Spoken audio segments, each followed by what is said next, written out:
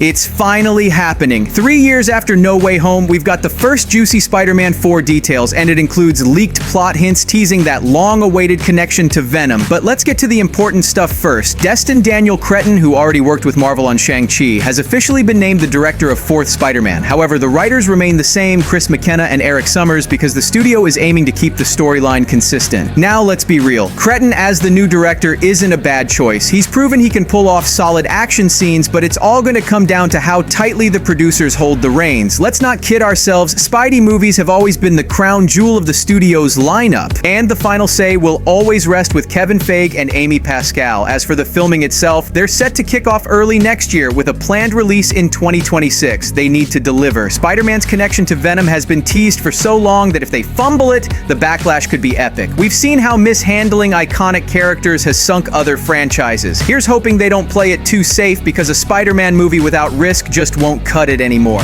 Now, let's talk about the cast.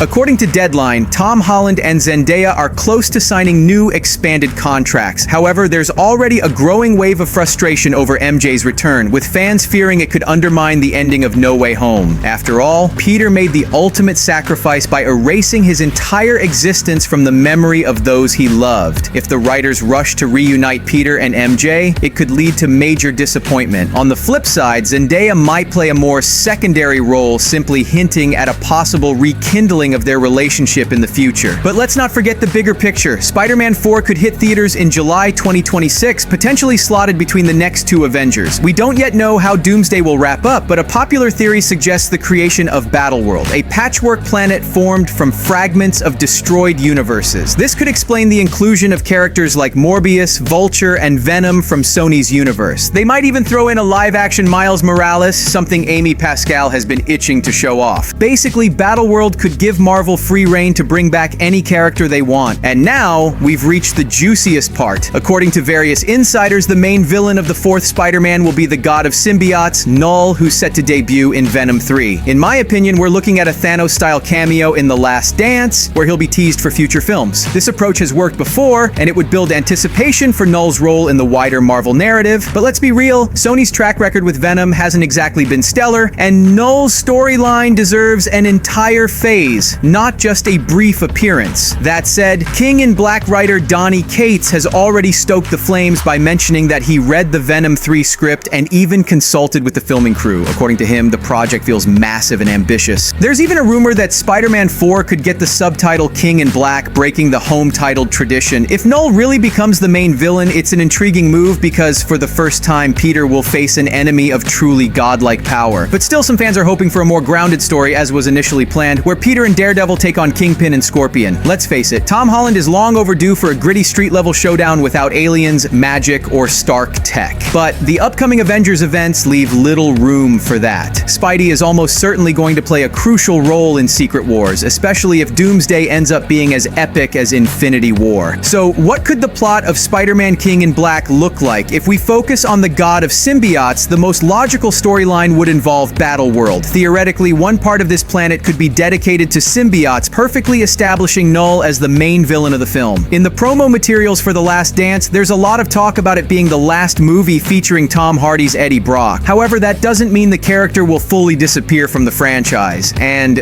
when we consider the dynamic between the two Toms, it could generate hype reminiscent of what we saw with Deadpool and Wolverine. By the way, Tom Hardy recently confirmed that additional filming for Venom 3 has wrapped up, and it took place in New York. Meanwhile, Tom Holland has mentioned his involvement in a certain secret project. This could either be a mere coincidence, or perhaps it's something more significant. It's easy to anticipate that a teaser will pop up at the end of 3rd Venom, hinting at the future development of the symbiote arc. This could involve Eddie relocating to main MCU, or showcasing events from Peter's perspective. In any case, all of this points to Knull and the King in Black storyline. Despite his relatively recent debut, the God of Symbiotes holds immense potential, which in the right hands could turn him into a massive villain on par with Loki. And that's not an exaggeration. Knull is an ancient entity that existed long before the birth of the universe itself. As he states, in the beginning there was nothing, and in that nothing, Knull was the master. But then the Celestials emerged, embarking on their grand crusade to create the universe as we know it. To Knull, they were invaders, usurpers who encroached upon his territory, the primordial void, which he considered utterly empty and peaceful. However, life did exist in that void in the form of dark energy known as the Abyss. Knull could transform it into tangible objects, and one of them was his sword, which he wielded in battles against the Celestials. We can see several possible directions for this storyline in the movies. The first is the classic Sony move. Fans are understandably skeptical of the studio, given its mixed track record with characters like Carnage, Morbius, and Madame Web. When it comes to a character of Knull's caliber, expecting Sony to deliver an ambitious film on the scale of Avengers seems at least a bit odd. In theory, the studio could pull off a massive crossover featuring everyone from Kraven to Andrew Garfield's Spider-Man, who recently expressed he wouldn't mind reprising the role if the script was good. With the right promo campaign, such a project could easily rake in $1 billion at the box office. However, I suspect the producers have opted for a different path, leading into MCU and Secret Wars. Knull is intricately connected to the lore of numerous Marvel characters. Take the Celestials or even the Necrosword that Gore used to slay gods. It's possible Marvel is deliberately keeping the full origin of Necroword under wraps to tie it to Knull in the future. This could be easily done, considering Venom's statements about the collective mind of symbiotes spanning the entire multiverse. If the rumors about Knull being the main villain in Spider-Man 4 turn out to be true, then the movie could become that dream crossover where Tom Hardy's Venom teams up with 3 Spider-Men. With Marvel and Sony's new collab, this could very well become a reality, as such a project would undoubtedly rake in tons of cash. The key is ensuring these experiments are justified in terms of the script, because often what looks intriguing on paper fails to impress on screen. So what do you think? Do you believe Knull could become a villain on the level of Loki? Where do you think the symbiote story is headed? And what are you hoping to see from Spider-Man 4 with Tom Holland? Subscribe.